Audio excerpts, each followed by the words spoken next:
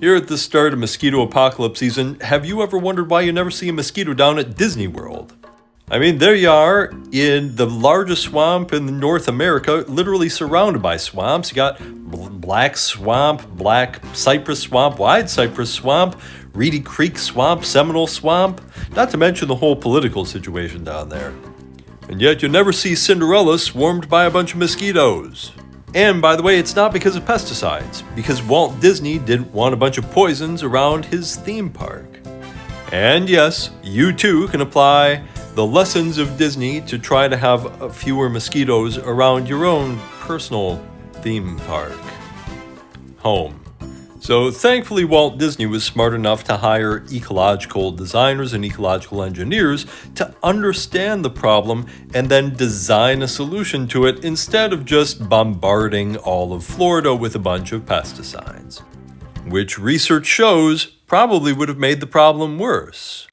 And they came up with the three-tiered strategy that they still use at Disney World today, and you can do these same things at home. First, they used all those wetlands around them and swamps around them to devour mosquitoes. So yeah, everybody knows that wetlands and water, still water, creates mosquitoes. But even back then, we had abundant research that showed that healthy wetlands that with diversity and lots of species and diverse plants and all of that actually reduce the total number of mosquitoes in an area.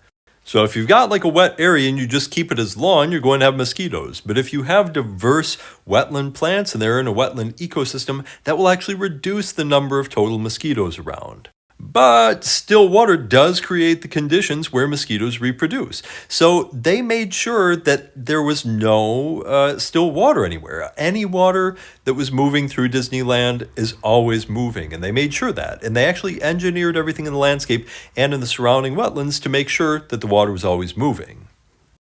And a major source of mosquitoes in communities is like litter. Having tires around, having plastic and plastic bottles, anything like that that can hold water will create more mosquitoes. And the third tier was a natural deterrent spray made simply from garlic tea. And this is why I think everybody should grow garlic around the garden, because you can pick a little bit of it, make a tea, and spray it around the periphery of the property, and it does, research-based, proven to deter mosquitoes.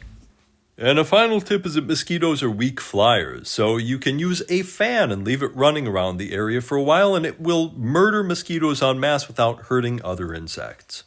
So use these tips for a mosquito-free summer.